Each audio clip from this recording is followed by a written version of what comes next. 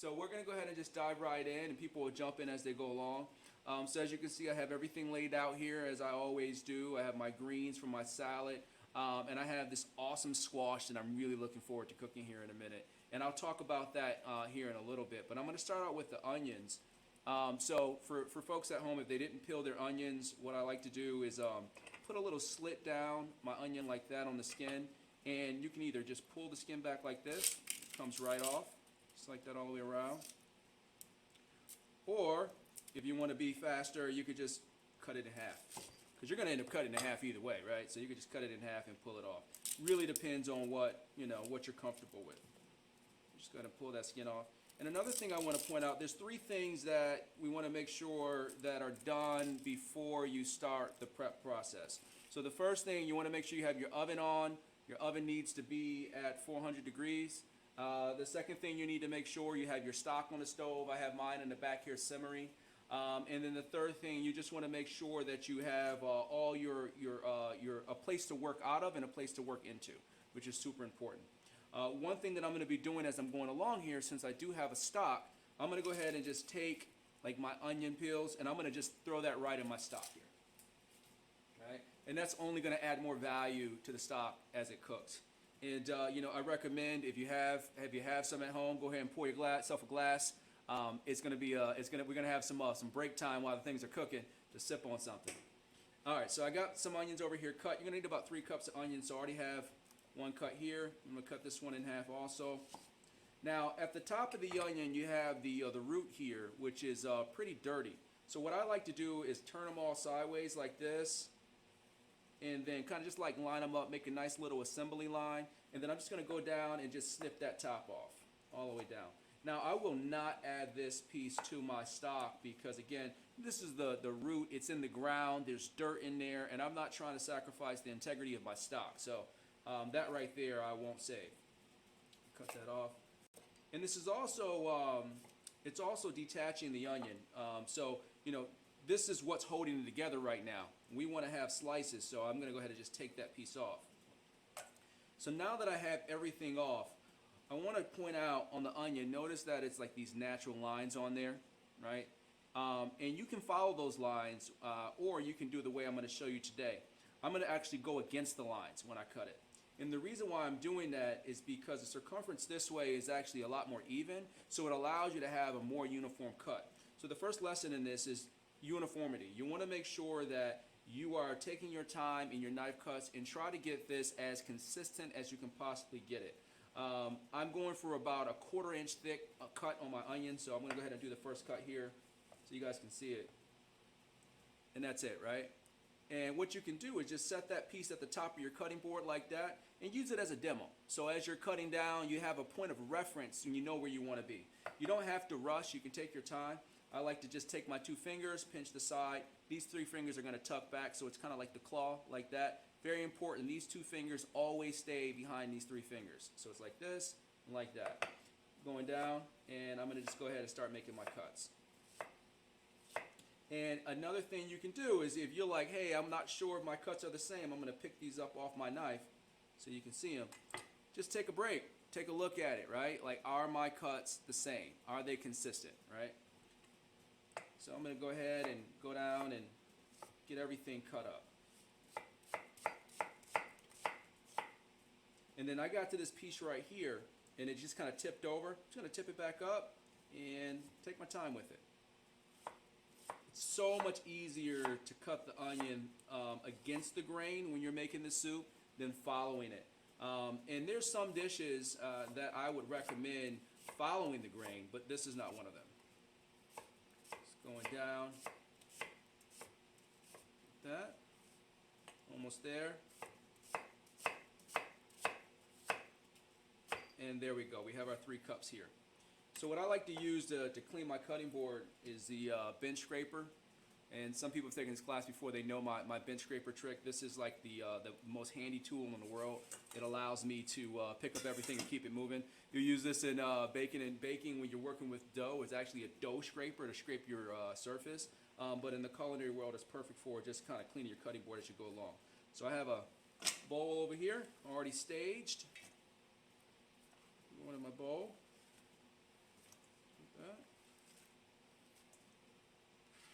Awesome. Get that cleaned up. That's it. All done. All right, so we're going to keep it going. So the next is our squash. So this squash, one thing I love about winter squash is that a lot of people don't realize it, but the skin on this is super thin. So when we roast this today, you can actually eat the skin if you want to. We're not going to peel it, which is awesome. So the first thing I'm going to do is go ahead and cut the top off. Cutting down, turn it, cut the bottom. All right, put this in my trash bin, and I'm going to just stand it up, and starting here at the top, and just let the knife do the work. Just let the knife do the work. It's a soft squash. If you feel like it's too hard, you can rest your hand here on the top, pull back, and let the knife just slice down. Really, really, really simple. Open that up.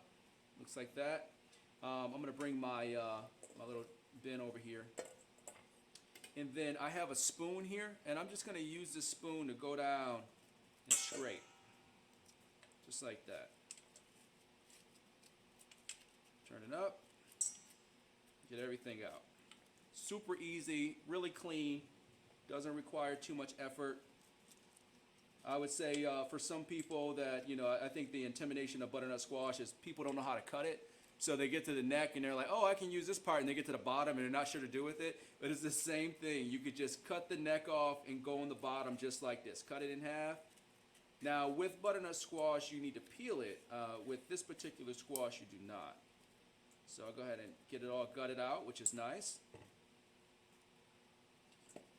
Then I'm just going to go ahead and do that same assembly line. Line it up. Going down, and same process. I'm going for the same knife cuts here. Notice the consistency, right? 1/4 inch thick. Let's pick it up. Let's see what it looks like. All right?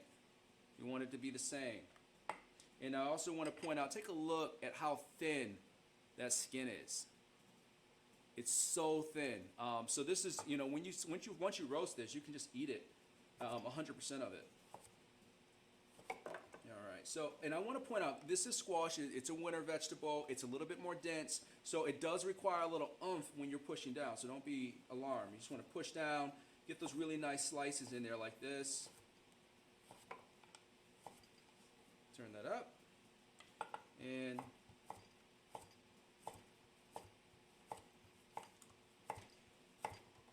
then once you have this all sliced down like this here, what we're going to do, I'm looking at that piece right there like missed opportunity. I'm going to have to cut that in half. It's too big. I want it to be the same. All right. So I already have, I'm going to put my knife out the way, a little bit safer, and bring my sheet tray over here. And I'm just going to go ahead and put this down on the tray. Now, because of the way that I cut my squash, the cook time on this is not going to take too much. It's going to be pretty fast. So I'm going to just lay this down on the tray like so, and I'm just going to go ahead and stage everything and get it ready. Just like that. And I'll season this a little bit later. Right now, I just want to get it ready. The next two things that we need to cut is our garlic. So I have my garlic here. We're going to need roughly about 1 teaspoon of garlic for the dressing, and then we're also going to need a tablespoon of garlic for our onion soup. So I have my onions here. I actually need a little bit more. Bulb of garlic here. Take your hand, press down on it. A little press, and it kind of separates, and then I can just break it apart, just like that. I'm only going to need 1, short about 1. So with this, it has the husk on it. Just going to tap it with my knife, crack that husk. Go ahead and remove it. It comes right off. Just like this. Get rid of the skin. And then let me show you a little trick here. I just cut that in half, and I'm going to line my cutting board with my garlic. Spaced out, social distancing with my garlic. Alright, so I have everything spaced out. And then I'm going to take my knife, and it's a reason why it's this far down on my cutting board. I need to make sure the hill of my knife comes off of the cutting board so it's flush. Alright, so I'm going to put the knife on top of the garlic and just smash. And just go down my assembly line here and smash all of the garlic. And what that has allowed me to do is get the garlic down to 1 dimension. Once everything is smashed, I'm going to bring it together in the center of my cutting board here. Makes it a lot easier to work with. And then I'm going to just take this and just go down and do a really nice cut on there. So right here, nice julienne.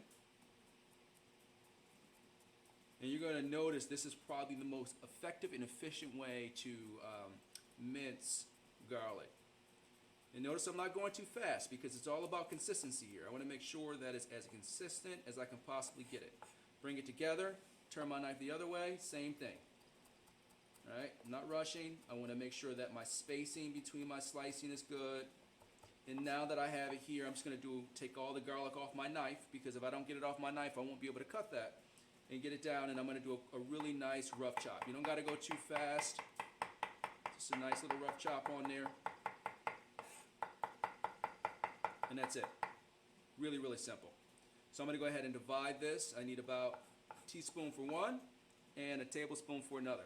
So I have my containers here. Little teaspoon and my tablespoon.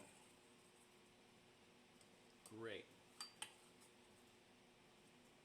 All right, we are looking really, really, really good. Over here on the side, I want to point out some things that I have staged already. I have my honey here already, which we're going to need a little bit later. I have my mustard already measured out, my balsamic measured out, and then I didn't measure my oil. I'll measure that as we get a little bit closer. So now that I have pretty much foundationally all of the stuff that I need to cook cut up, I'm pretty much ready to head over to the stove. But the first thing I'm going to do before I head there is I have my squash, as I mentioned earlier. And I'm going to take just a little bit of my olive oil here and just go through and season it. All right, a little bit of olive oil on there. You don't want to put too much on there, but you want to put enough.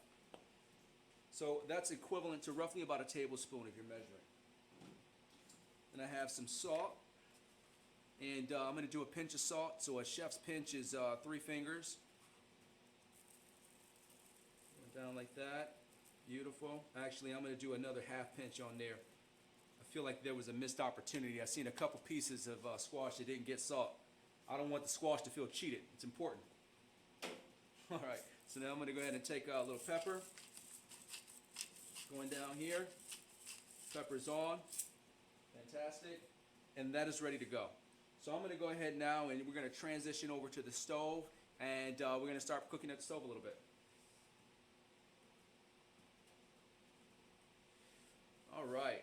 So the first thing that I'm going to do is I mentioned I have my oven on already. So I'm going to go ahead and just add this in the oven. All right, anticipating that it's going to be the same time. By the time we get our onions caramelized, that should be ready to come out. So my pan, the first thing I like to do is turn my pan on high. And that's because I have a heavy bottom pan. The pan is ice cold right now, and I want to get the chill off of the pan. So I'm going to just turn it on high for about 30 seconds just to kind of just take the chill off a little bit. And now I'm going to go ahead and drop the heat down to a medium. And if you're working on an electric stove, a medium on this is roughly about a 5.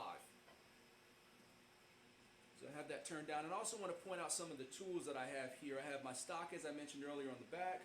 I have a wooden spoon. I have a ladle that I'm going to need a little bit earlier. And if I need it, I have a rubber spatula. I don't plan on using it, but I just have it here in case I need to scrape down the sides. So I'm going to go ahead and go in my refrigerator, grab my butter. Now, intentionally, I left my butter in the refrigerator because I want it to be cold. I didn't want it to be room temperature. All right. So I know my pan is right where it needed to be. So I'm going to go ahead and add just a little bit of butter in here. I have them already cut up in knobs, so probably about 2 tablespoons to start. And as you can see, the pan's super hot. It's already melting the butter. And I want to show you guys my heat, right? Like the heat is not too high, it's pretty low. That medium is super important because that's going to allow us to go all the way through. So what we're relying on here is we're relying on the sugar and the onion to caramelize, and we're also relying on the milk solids and the butter to caramelize, which is going to help us with the process and get a really nice brown color on it. So I have my butter already here, nice and melted. I'm going to go ahead and add in half of my onions.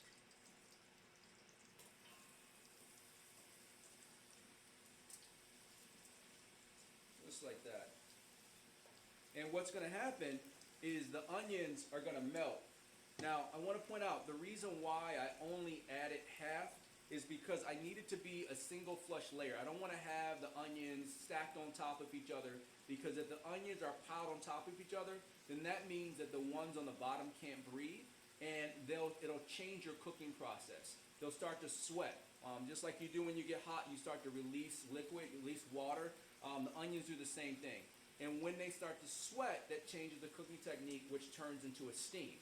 I don't want steamed onions. I want caramelized onions. So that's why I do them in 2 batches. Now, if you have a big enough pan with more surface space where you can fit all the onions in there, go for it.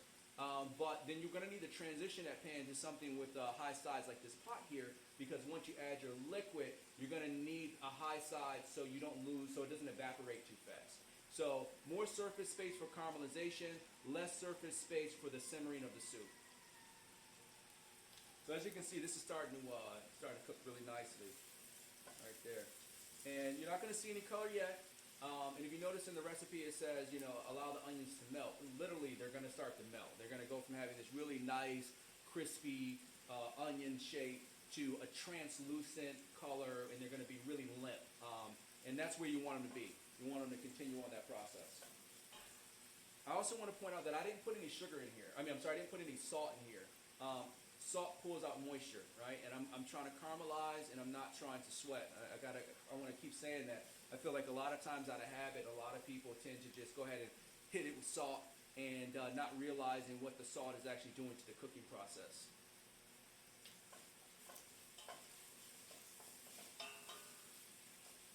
So these are coming down nice. Really happy. Now, I also want to point out, traditionally, when you make this soup, traditionally, you'll make it with veal stock. The way that I was trained was 50% veal stock, 50% chicken stock. Now, I'm sure you don't have a bunch of veal bones that you've roasted for 2 hours in your refrigerator somewhere, and you turned it to a veal stock that took about 48 hours to cook. The average person doesn't sit around with that in their freezer. So, hence us going with the beef broth and just jazzing it up. Something that you can do, I didn't do it in this class just for time purposes, but something that you can do that would add value to the dish is if you go ahead and take your time and just in the oven, take some carrots, some onions, 400 degrees, give them a nice roast. That will also, and then go ahead and put your stock on top of that. That'll give you a deeper roasted flavor on your stock. Not necessary, but it's an extra step that, if you're looking for a deeper flavor like a traditional French onion soup, it'll help you achieve that. So this is starting to caramelize a little bit. I'm going to pick it up a little bit so you can see it. Take a look at the edges of the pan. I don't know if the steam is blocking it, but on the edges of the pan, you can see it start to turn golden brown a little bit. And that's beautiful. That's where you want it at. I want to point out that notice that it's cooking pretty evenly. Notice that there's not a bunch of brown spots in there. Notice that you don't have, onions that are different colors. That's because we took the time to make sure that our knife cuts were consistent. That's the important part.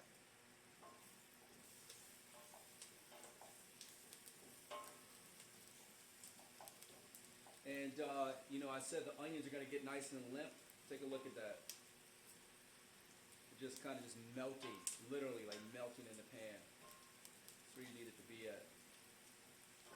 I had a chef I used to work with, and we had a onion jam on the menu. And I kid you not, to achieve caramelization for that jam, it took 30 minutes. I caramelized the onions on low for 30 minutes. It was insane. But the flavor was phenomenal. It was so good. But just to get there, it just shows you the power of caramelization. Low and slow, onions in themselves, they have so much flavor. And the different stages of cooking, if you understand the technique, you can extract, enough flavor out of an onion to make this soup that we're going to be making today. Where, you feel like you need to add a bunch of things to it. If you look at this recipe, it's pretty simple. You don't need much. So I'm going to pick this up so you guys can start to see what's happening on the bottom of my pan. Notice that it's starting to turn brown right there on the pan. You can see that? that is the sugar and the onions starting to caramelize. Now I want to point out something. Notice that my onions, they have a little bit of color, but not like the pan does. That's because the sugars, as I said earlier, they're going to start to melt, and now the sugars are starting to caramelize. Now as that starts to happen, I'm just going to make sure I'm giving a little mix, because that sugar is going to help the rest of the onions caramelize. That's awesome. So at this stage right here, I see them starting to turn brown a little bit. I'm going to go ahead and add in some more butter, and I'm going to add in some more onions. I have my butter here, and I just want to point out I'm pulling my onions over to one side of the pan so my butter can melt properly. So I'm adding the rest of my butter in. I added half earlier, and now I'm adding the other half. You give that an opportunity to melt a little bit on there. And I'm going to actually use my wooden spoon here, get some of that up, out the corners there. Taking advantage of that, of the milk solids here in the butter. And I want to pick it up for you to see it, right? I was able to scrape up some of that sugar. And what you're going to notice is that now we have sugar in the pan from the onions, is going to cause the caramelization process to happen even faster. So my butter's already melted, going in with the rest of my onions. Nice little mix. Now I'm also keeping an eye on the back here. I noticed that my stock went from a simmer to a boil. I'm going to go ahead and drop that down. You want to try not to boil your stock, because if it boils, that means that you're going to have faster evaporation. You don't want to lose all your stock. Giving this a little mix here.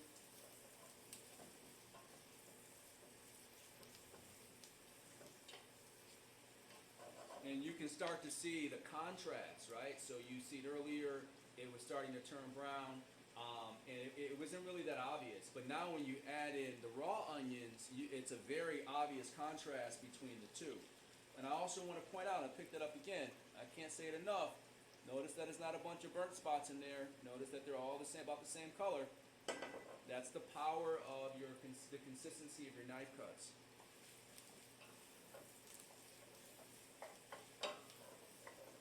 Mix there, and let them melt.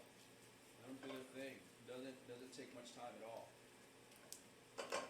So interesting fact. So if you notice in the recipe, I call for two cheeses, right? Conti and then Parmesan. So have you guys? I'm sure most people have heard of Gruyere cheese. Gruyere cheese is a very popular cheese. Everybody knows Gruyere, and a lot of people don't know Conti. Conti is a very traditional French cheese. What people don't know is that Gruyere and Conti cheese are the exact same cheese. The difference is the region. Gruyere cheese is from Gruyere, and Conti, which is, sometimes you'll see it in the store as Swiss Gruyere, and people are like, oh yeah, it's from Switzerland. Actually, it's not. It's from a region in France that the Swiss populated, and they just call it Swiss Gruyere. But it's actually in France. But because of the appellations in Europe, obviously the cheeses, you can't call it something if it's not from that region. So that's like the big difference between them.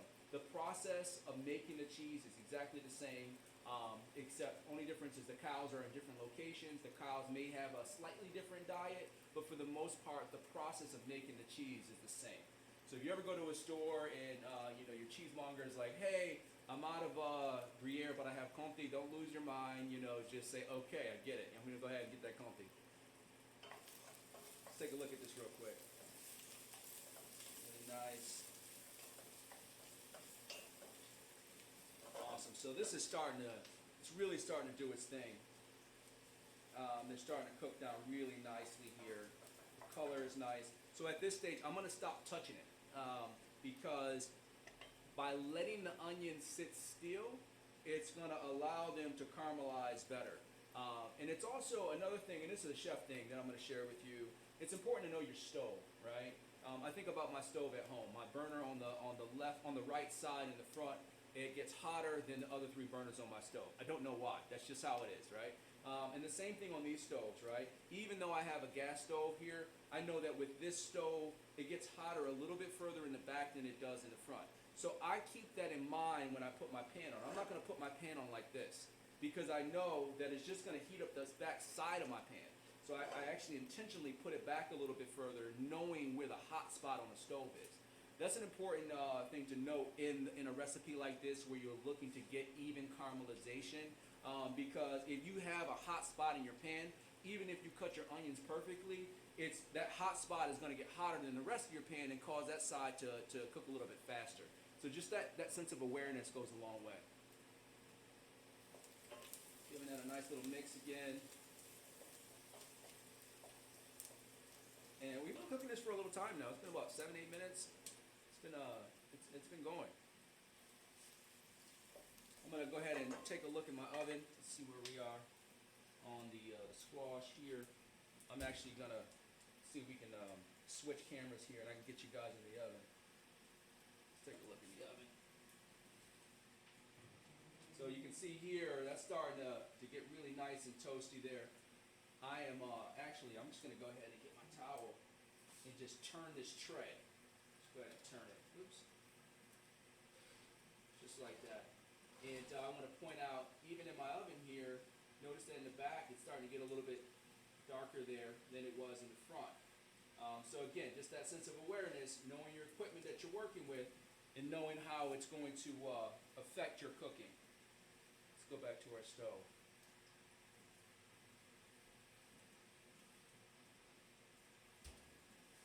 So this is cooking down nice. It smells so good. Oh my God, it smells so good. My mouth's watering. I think I need a sip of sherry. Just gonna have a little sip.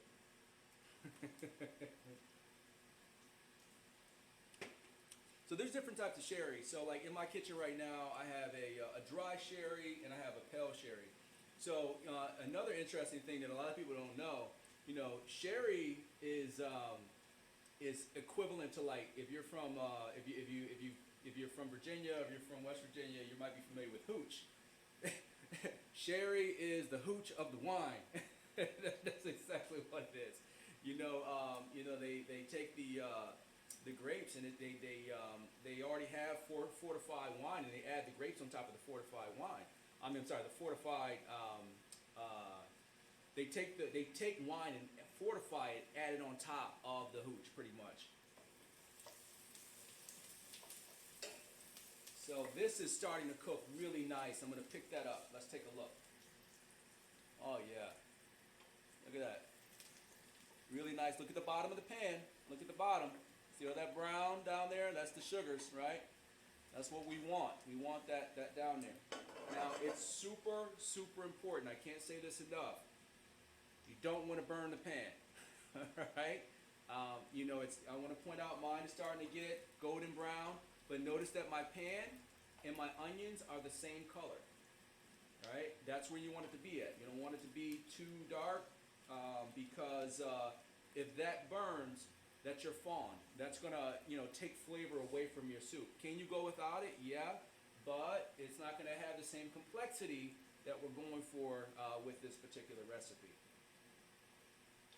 So this is almost there. And I said earlier, I was like, I put the squash in, and I said by the time the squash finishes, this will be done. And we're right on cue. As we can see, the squash was already starting to caramelize, and the onion in the oven is starting to get nice and brown. And the same thing's happening here. And that's all about timing. You want to try to time it the best you can. Nice little mix. So we're probably about 3-4 minutes away on these onions, because as I mentioned, once they start to caramelize, that process kind of takes over, man. It goes pretty quickly. And you want to try to keep. Look at this piece right here in my pan. It's over here on the side. You want to try to keep things off the side of the pan because they will burn. Right, your sides are super hot. There's no fat there. It's just on dry heat, and it will burn. And if it turns black, it'll add bitterness to your soup. So you want to try to make sure you keep your sides clean.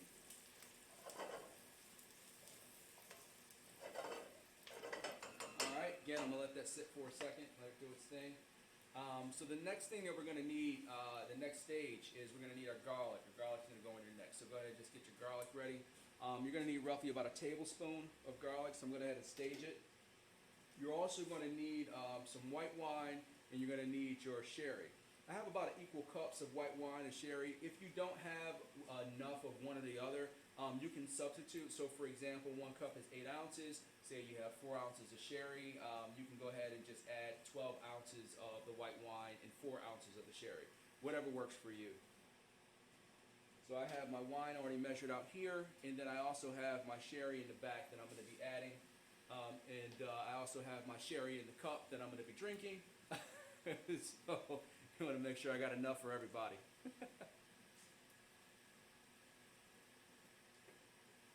So we're almost there on the onions. I'm going to take a look at my oven one more time. And yeah, my squash is it's there. Let me pull it out for you guys to see it. Take a look at that. Beautiful, beautiful, beautiful, beautiful color. Nice cook on them. You know, you can. I wouldn't recommend picking up eating them right now because they just came out of the oven. They're super hot, and you will burn your mouth. So what I'm going to do with my squash at this point is I'm just going to set it on the cold counter because I want the temperature of my squash to come down. Super important. You don't want to put the hot squash on a plate for a salad. You want it to be at least room temperature before you put it together. So going back over here, really nice. And let's take a look at that. I'm going to switch cameras again. Let's see if we can take a closer look. All right. So let's take a look at that. Look at those onions. See what I was talking about in the pan down there? That's the fawn on there. Move that over. Notice that the fawn is all the way around. But notice that that's the same color as my onions, right? Notice that the onions are pretty much the same color all the way around. And I'm going to let these things keep going. All right, so this is the stage that I was saying earlier where it would be golden brown, right? This is the golden brown stage. And we're going to take this just a little bit further, just a little bit. Look at that on the side. I'm going to pull that up. I didn't see it on the back end, but this is a really good example. Let's take a look at this onion here. See, notice that it's burnt, right? Now, if that falls back into my soup, that burntness is going to add bitterness to my soup. And I do not want bitterness. So that's the power of scraping down. I see another little piece right here in the back that I didn't catch. Right there. I'm just going to go ahead and take that off, right? And, you know, in a batch this small, is it going to make that big of a difference? No, it's not going to make that big of a difference. But if you're doing this on the holiday, which many of you will be doing, you know, that could make or break a soup. When you have a lot of stuff sticking to the sides, and it falls back in. And look at that butter. That butter's starting to turn brown too, right? That's the caramelization happening from those milk solids, all working in harmony. So at this stage right here, it's starting to turn dark brown, right? Notice how dark it is. Almost there. And you know, before I learned how to make the soup properly, at this stage right here, I would be like, okay, let's go ahead and add everything in there. That is an amateur move. We're gonna take it a little bit further. That's what my chef used to tell me. Go ahead, chef, let it go for another 2 minutes. And believe it or not, that extra minute or two makes all the difference in the world in the level of caramelization that this soup will have and the depth of flavor that you're gonna get from these onions.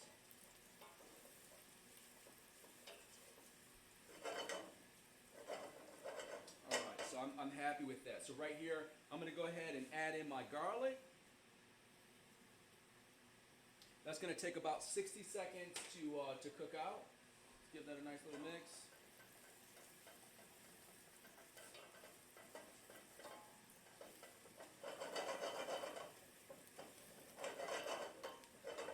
Oh my God, that smells so good.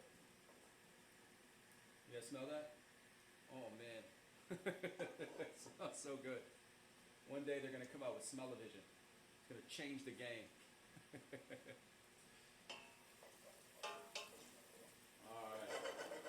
Very good on our onions and our garlic. Super happy with that. let's go ahead and we're going to go ahead and deglaze.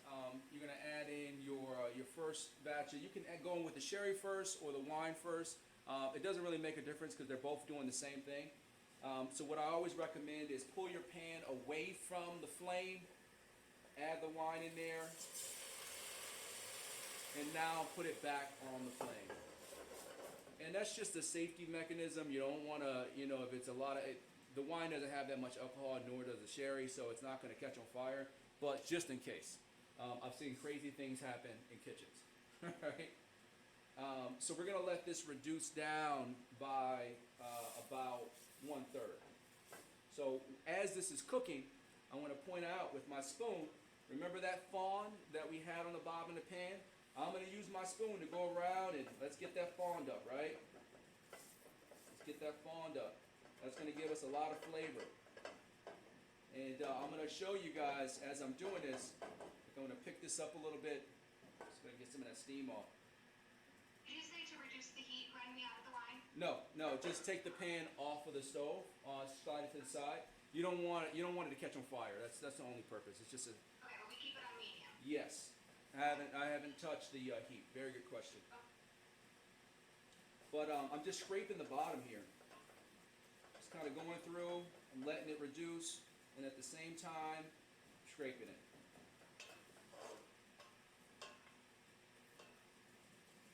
It smells amazing.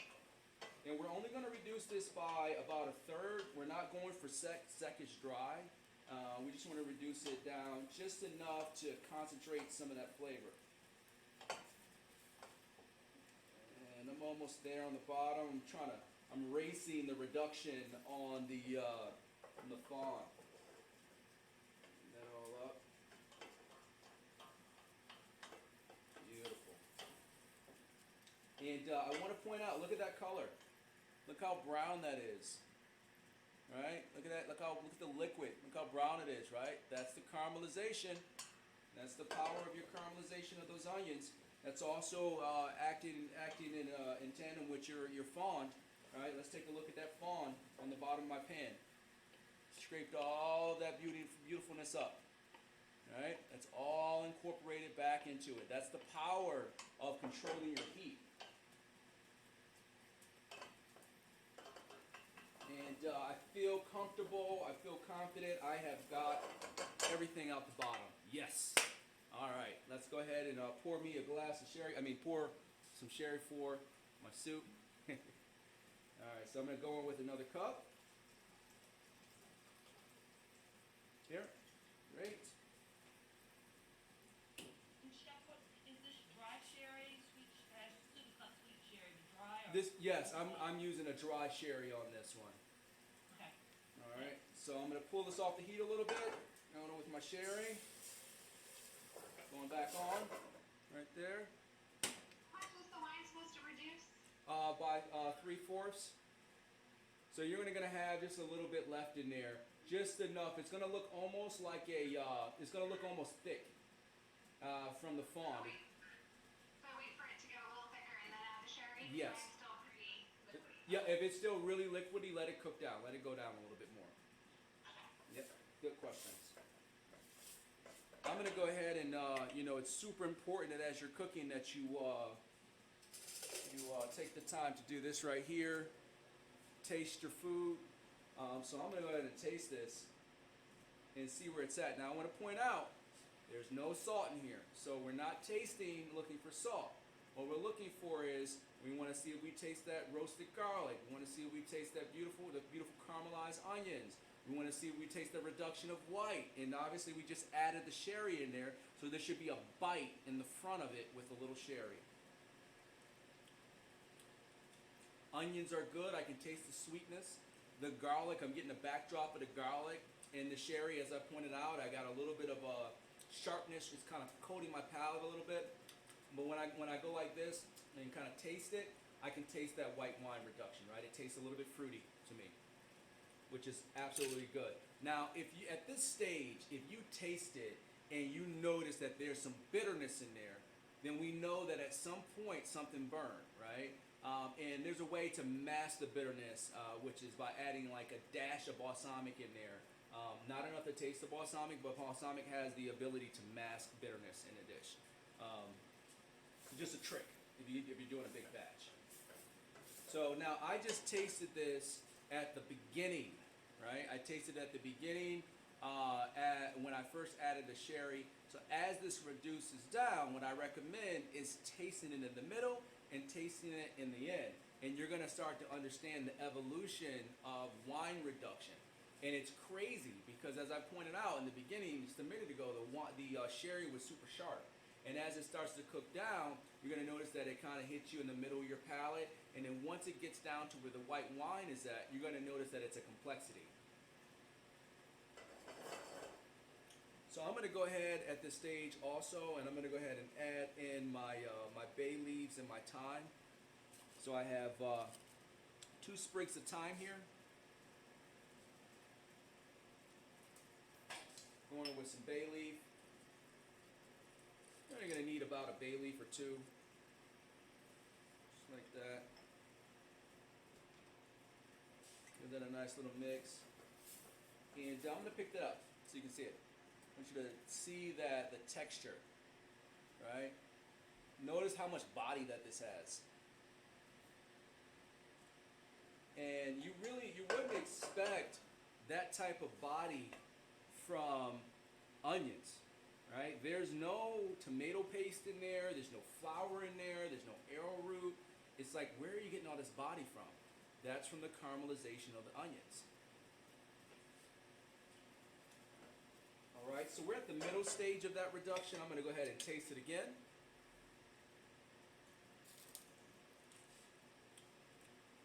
Just as I said, you're going to notice that you're going to taste that sherry in the middle of your palate.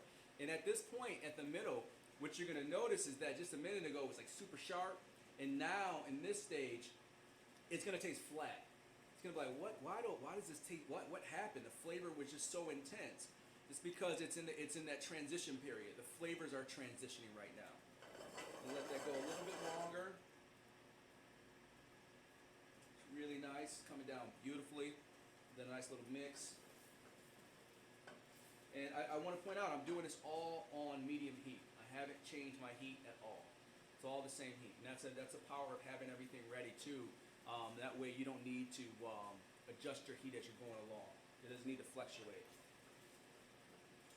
So I am almost there on this reduction. I'm going to go ahead and taste it one more time. There it is. Sweetness. The sherry has a certain type of sweetness. The white wine has a certain type of sweetness. The onions have a certain type of sweetness and caramelization. And all of that is hitting you at different points on your palate, which gives you the complexity that this soup, what makes this soup so amazing. So at this stage, because I'm happy with it, I'm going to go ahead and add in a pinch of salt. And I'm just going to add 1 pinch. All right? 1 pinch of salt. Give it a little mix. Give it a second to dissolve. And then once you add that pinch of salt, I want you to taste it again. And you're going to notice that your world is going to change. Just a minute ago, we recognized the clean flavors of the different complexity of the sweetness. Now the salt is going to bring everything together. Oh yes, this soup is headed in the right direction. Awesome. So I'm almost here on my my final reduction. I'm going to switch cameras again really quick so you guys can see what's happening.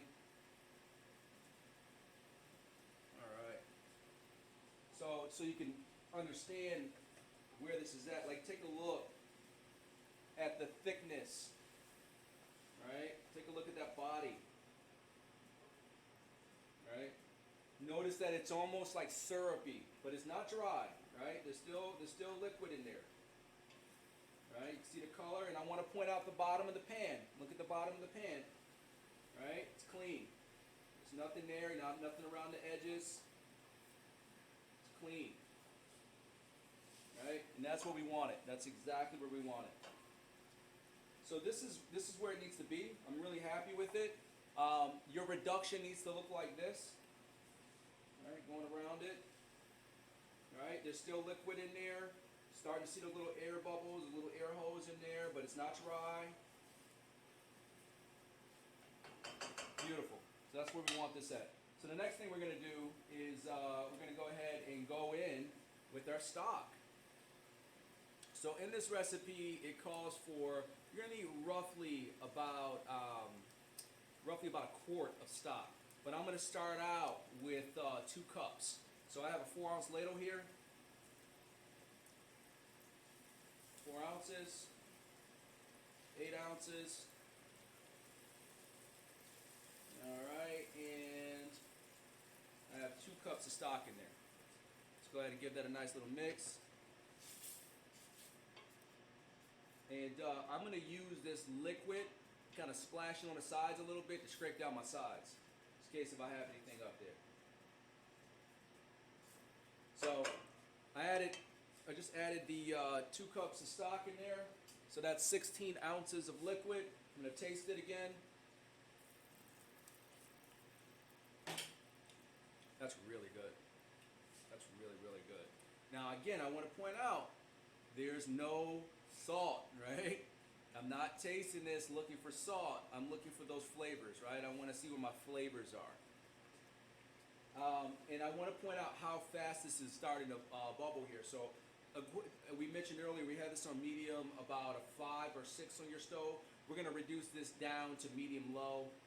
For an electric stove, that's about a 4, between a 4 and a 5, so a little bit lower, because I don't want this to boil. I want it to simmer. I'm dropping that down. Awesome simmer on that. All right, and I feel comfortable with that. I'm going to actually go in with. I'm probably going to go in with the rest of my stock here.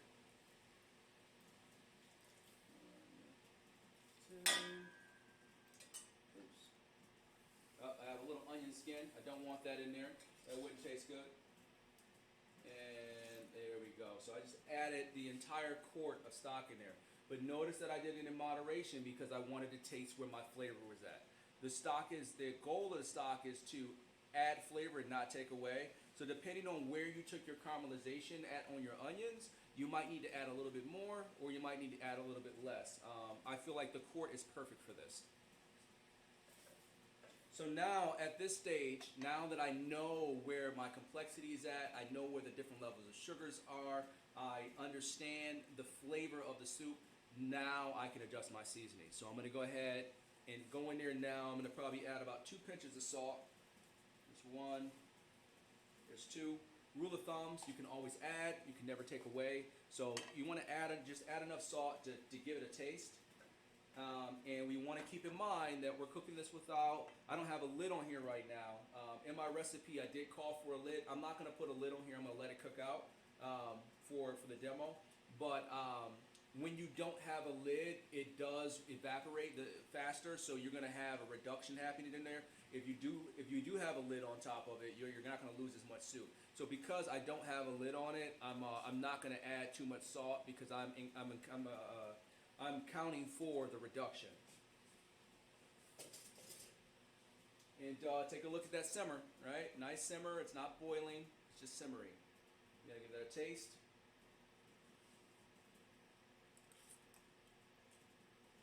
I'm 100% sure that salt's gonna be perfect. All right, so I'm gonna let that cook, and we'll come back over to the cutting board.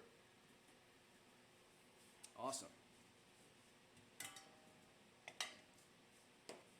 All right, so we're gonna keep going on to our soup. So I have some really nice arugula here that I got from the local farm. I get this delivery every week.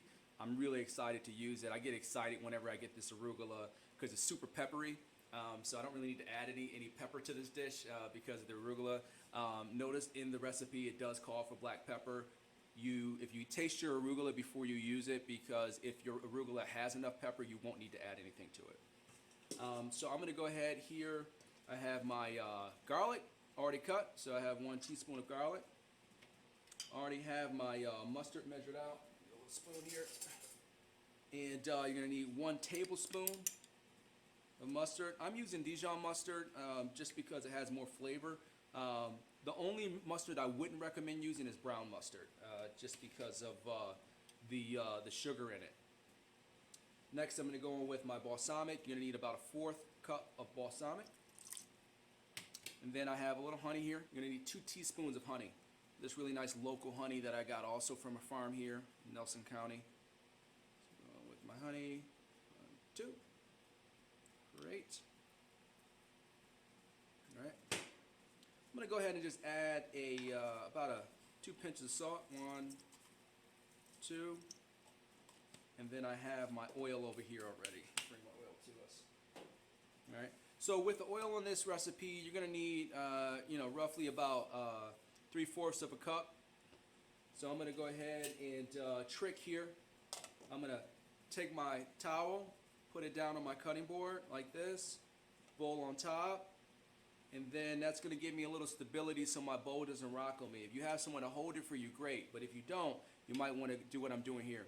And then I'm going to start, if you're right-handed, I use the whisk in my right hand and hold the oil in the other. And then just give that a mix and just start to get that all incorporated nicely. So we have the foundation, everything's in the bowl. Nice and mix. And then when I add my oil, I'm going to add my oil around the edges. I'm not going to add it in the center because my whisk is going around the edges. It's not going in the center. So if you have a tendency of pouring it directly in the middle, chances are it's not going to get mixed in properly and it will break, and we don't want that. So I'm going to go ahead and give that a nice little mix. And I'm using a squirt bottle because it's a great way to control the amount of oil going into it. And again, we're going in about 3/4 of a cup. We're about 2 ounces in right now. And what you're going to start to notice is that your dressing is going to thicken up. And that's it. You want it to be nice and thick. Nice body. So your emulsifier in this is what holds it together and allows your dressing to thicken up is your mustard. And there's many different types of emulsifiers you can use. Avocado's an emulsifier, egg yolk is an emulsifier, mustard mayonnaise is an emulsifier that you can use as a thickener for your dressings. And I'm almost about 1 ounce out. Boom. All right, and let's bring that up a little closer so you can see it. Look at the body on that, right? And a good indicator to see if your dressing is where it needs to be is you want to just take a spoon and just dip it in there. If that spoon, if the dressing coats the spoon, notice that it just coats it front and back. That's what we call nappe, right?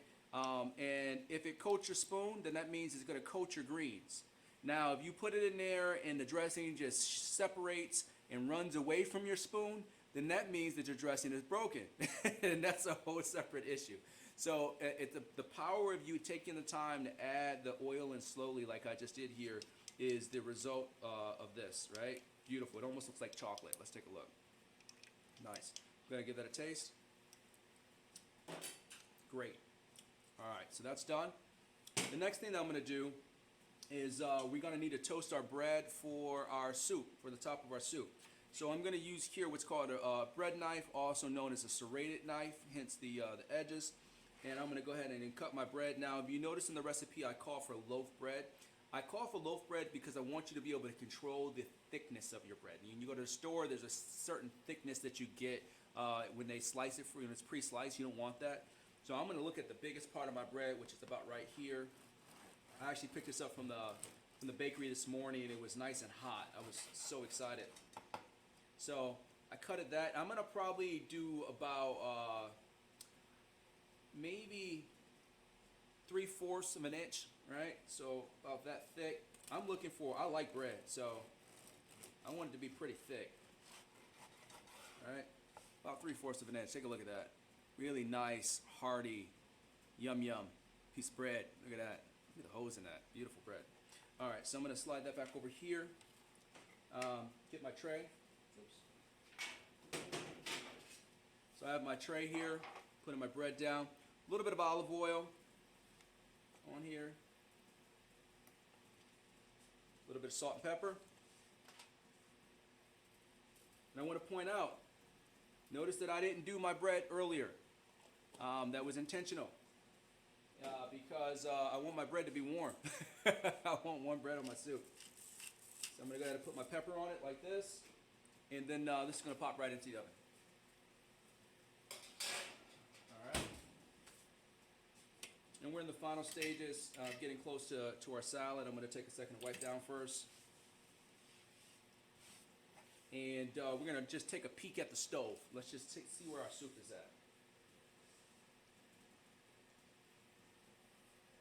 Cooking down really nice. Again, going in with another spoon.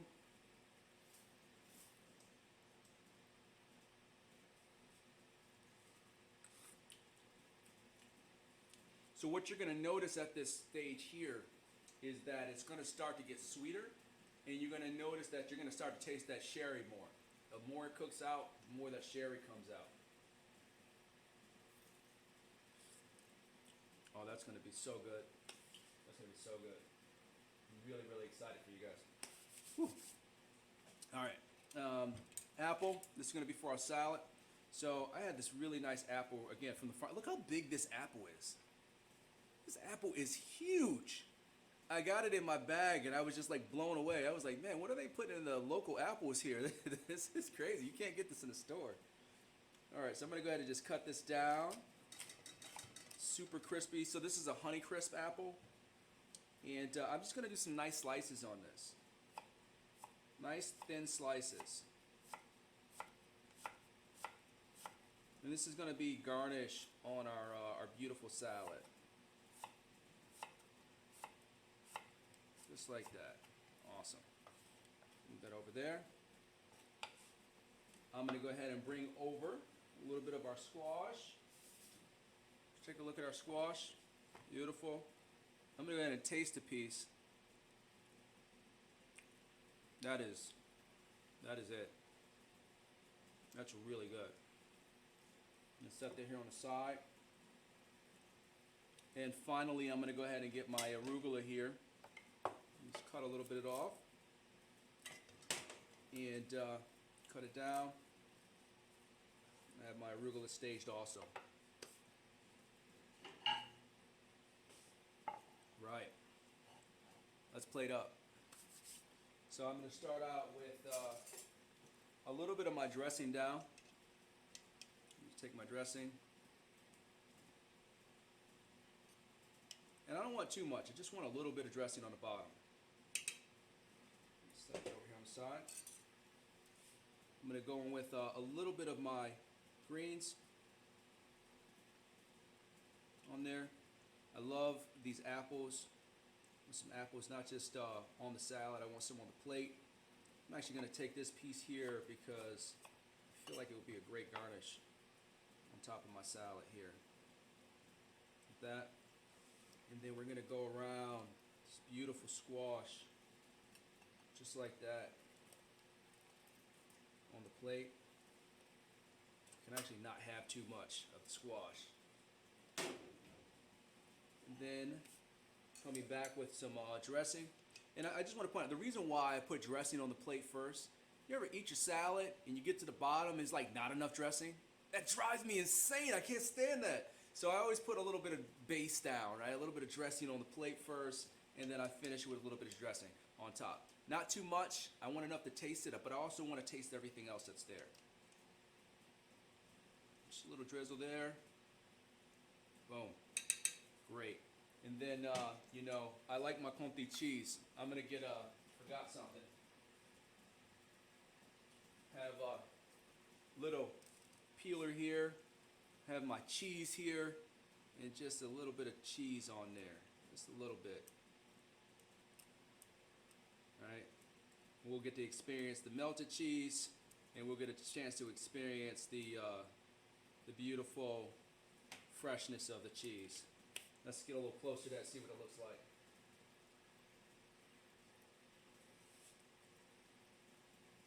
And that's our salad. Alright. Beautiful, beautiful fall salad. You know, you're utilizing everything that's in season right now. Winter apples, beautiful squash there, arugula, And of course, that balsamic dressing is to die for on there. So that's the goal here. That's what we want to achieve with that. It's beautiful, chef.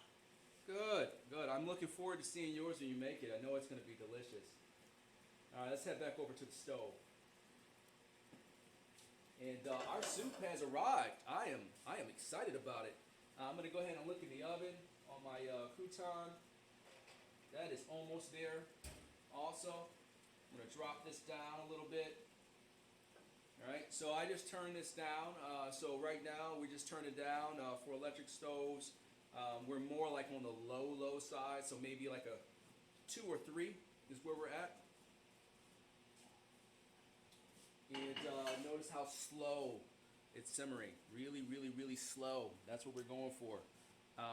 At this phase here, we're going to taste it and make a judgment call. And the judgment call is how much more sherry do I need to add? This is really, at this point, it's personal preference. It depends on how much you've had to drink and how much you want to share with your soup. No, just joking. But you really want to go in with about a tablespoon or 2 at this stage. I'm going to go ahead and just get a spoon, on this reduction. I want to show you guys. Let's see if I can switch cameras really quick. I just want to show you guys and get close up on it. Take a look at the texture of this. It has body. Notice that it has body to it, right? I'm going to pick up a little bit of the broth here, right? Right? It's not just like water, right? It has some texture to it, and that's the onions. That's when I was saying earlier we're going to melt the onions, that's the end result. The onions give the soup a really nice texture. So let's go ahead, take a little bit of that, bring it a little closer. You see that fat on top? That's the butter. That's the creaminess, right? You want that. That's gorgeous. Get a little mix, and I'm going to taste this. Let's take a look at how clean that looks. It's really nice and clean. Oh my God, that's so so good. Oh wow, we're gonna have fun with this. All right, let's go back, and I'm gonna go ahead and get my sherry. So I am not gonna hold back on this at all. I'm just gonna go ahead and take the top off, thumb over the hole, which gives me control, and I'm going for as the bartender says, give me a 2-second pour, right? All right, 1, 2. That's about 1 tablespoon. I'm gonna go again. 1, 2. Perfect. Remember, rule of thumbs. You can always add, but you can never take away. Little mix on that. Taste it one more time. Yes. Yes, yes, yes, yes, yes. That's beautiful. So at this point, I'm going to go ahead and remove my bay leaves and my thyme. They've done their job. So I have my bay leaf here, 1. Bay leaf 2. All right. Oh, drop it down. And I'm going to do the same thing with my thyme. I added 2 sprigs of thyme in here. Just 1 sprig. And there's another sprig in here. There it is. Right there. Good. All right. And let me I see. have a question. If it's soupier than yours, Mm-hmm. do I just let it cook longer on the stove? Right. I think you put yours on. Your reduction took a little bit longer than mine, right? Yeah, and something happened to my onions. They're like almost gone, sort of. Right. They melted. That's perfect. They melted and like I can't really find them. Yours looks like it has more consistency to it. How thick did you cut your onions? I cut them very thin. So Okay. I think that's part of it. That's it, right? So remember I said earlier when you start to cook the onions, they're going to melt. So if you cut them too thin, they will dissipate, and they'll become more of a texture in your soup, and not almost like just a broth texture versus having the onion texture that I have here. Because even some of my onions did the same thing. So it's absolutely okay. Yours just melted more. Okay, it tastes good. It's more of a broth. So absolutely okay. Absolutely okay. All right, so we're gonna switch back over to the cutting board, and I'm gonna go ahead and bring over my awesome crock. I'm super excited about this right now. All right, and I'm gonna put this down first because I don't want to burn the wood on my cutting board. Right there, we got our soup,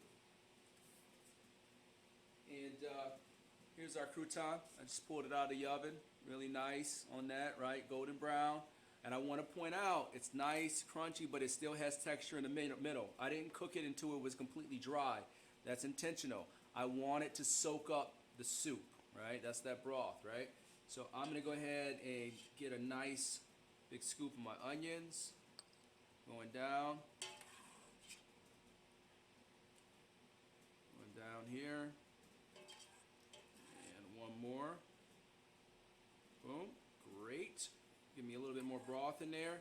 And it's okay if you have more broth because, believe it or not, you're going to need it because the onion soup, the crouton is going to soak up the onion soup. So I'm actually going to give myself a little leeway. Now I want to point out something. I added my soup in there, but notice that I left a space between the rim and the soup. It's about a quarter-inch thick space in there.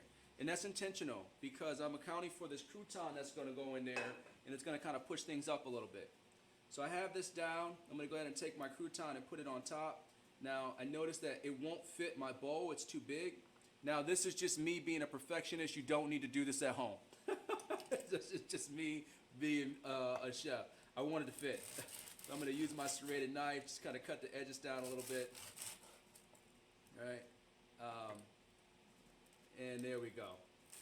I would actually literally lose sleep over it if it didn't fit. Right? So I'm going to go ahead and put that on there like this. All right? And I'm going to show you guys a couple different things that you can do with your cheese. So I have my two different cheeses here. So I'm going to go ahead with the first one right here, which is my aged parm. And I'm going to use my grater. I'm using a zester on this. You can use a box grater if you have one at home. And I'm just going to go ahead and go right on top of my soup, right? And don't be afraid if it falls in the soup, right? That's absolutely okay. Right? Pile it on, right? Then I'm going to go ahead. Now, I can do the same thing with my conti, but I'm going to go ahead and just follow the trend with my amazing peeler. And let's do that on top, right? Just a little bit of my conti cheese on there, right? And at this stage, you want to go ahead and set your oven on broil. Or if you don't have a broil on your oven, just set it as high as you can get it because you want this high heat to melt the cheese for you. So I have all my nice, beautiful cheese on top. Let's go ahead and pick it up and look at it. Ooh wee. Yes, yes, yes, yes, yes. All right, and the bowl is wicked hot. But I am going to use a tray. I have a little tray here. Soup is going on the tray. Tray is going in the oven. Let's go ahead and slide this in. Open the oven over here. And get that in there. Now, if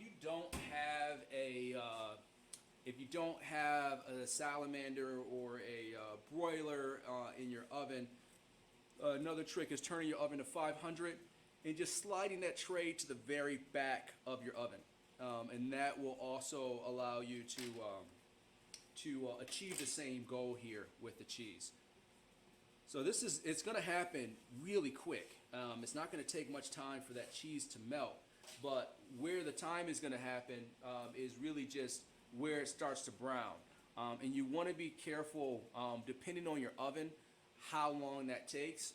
You want to be careful because it will burn like that if you're not watching it. So you just want to know your oven and you want to pay attention to it. I think on the recipe I put about 3 minutes on it, but just keep an eye on it. You know, if your oven is cooking at a high temp, you know, and you just had it on at 400, you know, it could happen a little bit faster. So mine's been in here for what? About maybe just approaching a minute. I'm going to just take a look at it, right? Inspect what you expect. Let's see.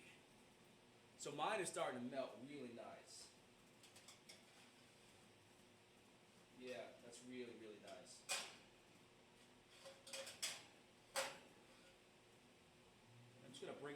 to see it, so you can kind of see the stages. So this is 1 minute.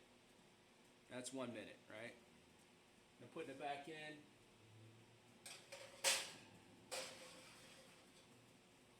And this will be done probably in another minute, 30 seconds, 1 minute and 30 seconds or so.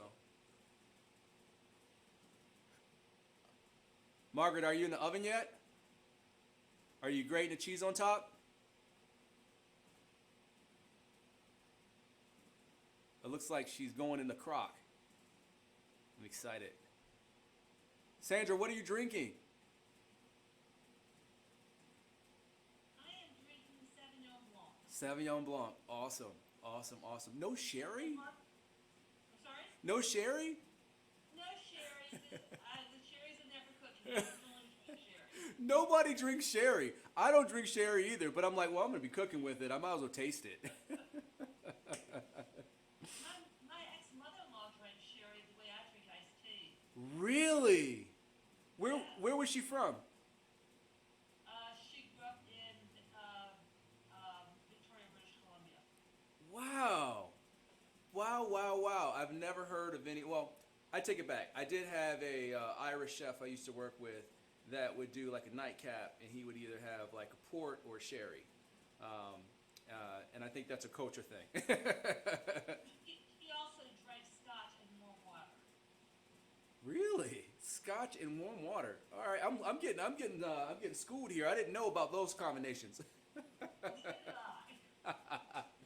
Let's take a look at it. All right. So, Margaret, will your children like this? It's questionable. Maybe one, the other no.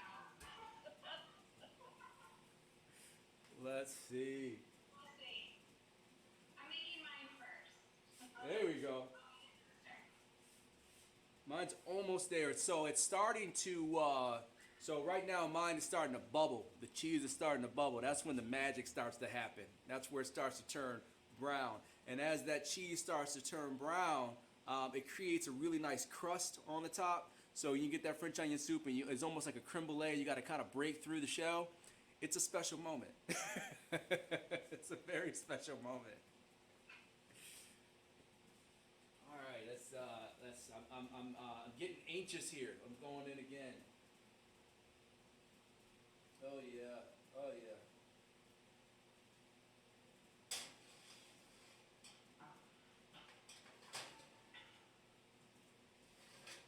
All right. Mine's taking a little bit longer than what I wanted to. It's bubbling, but it's not browning as fast as I want it to. And it's probably going at the speed that it's supposed to go at, but I keep opening the oven because I want it to be done. But on the salad, I wanna just go ahead and actually want to try this squash is just amazing.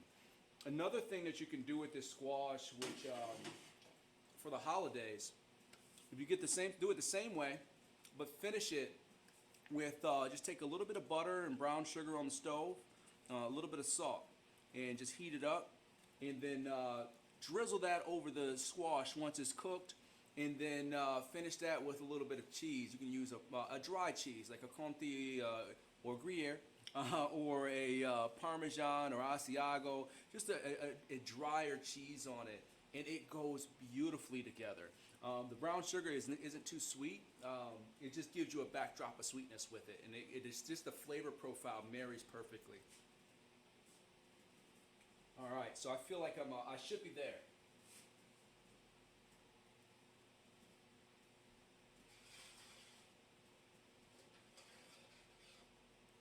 All right, so it's bubbling nicely. Let's set this down here. Woo! Oh my. That's hot. Let's move this out the way. I'm gonna turn this around, and let's get a little closer. Let's see what it looks like. All right. So here's that cheese that we were talking about. Look at the edges. It's starting to brown really nice on there. Right, so now the cheese has melted. I could have actually let this go on a little bit longer, for a little bit darker color on there, but it's okay. But as this cheese starts to sit, because it's a drier cheese, the cheese is going to start to crust up on me. Let me see if I got a spoon here. See if we can. Yes, starting to get nice and hard, right? Hear that? That's the sound of the shell, the cheese shell. So when we go to eat this, you literally cut into it, so you have that nice soggy crouton on the bottom, and then you have that nice crusty cheese on the top of it. And it's really like the perfect dish, man. It's really the perfect flavor combination. I always advise with a dish like this, it's gonna be extremely hot. So I would serve this on a saucer, and just be careful when you're serving it to people. You want to make sure that you're using a crock or some type of a ramekin, something that can hold heat. You don't want to put this in just a normal cereal bowl, because you're putting this in high heat in the oven. You want to make sure that the bowl that you're using can actually withstand the temperature of your oven. So that's another important thing on there. You don't have to go out and buy a fancy crock. You just want to be conscious of what you're using to cook it in. So that's pretty much it. Margaret, how you doing? Great, I just pulled it out of the oven.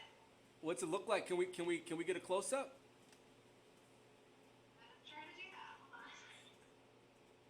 How do I do that? Are you on a computer or are you on a phone? On my computer. Oh, you can't do a close up on the computer. Don't worry about it. It looks really good. I would pick it up, but it's really hot. It looks really good. Awesome. Well, I hope you guys learned something today. That's always the most important thing. We have a beautiful appetizer, beautiful soup and salad, which is the goal for today. I'm really happy. Here in Virginia, it's starting to get cold at night, and as we know, Sandra and I were talking about how dark it is outside right now. So this is like the perfect time to do this. So for those of you that are going to get this video at home, I look forward to seeing your dish when you get it. Sandra, I can't wait to see your dish when you cook this. I know it's going to be amazing. And just make sure that you have a glass on the side to be able to enjoy with it. Awesome. It will not be as beautiful as yours. I'm sure it will be. Give yourself some But credit. I hope it's as tasty as yours. I know it's going to be beautiful. I know it will. Does anyone have any questions at all? None? Great, thank you so much. You're very welcome. Have a great night, everyone. You too. All right, bye-bye.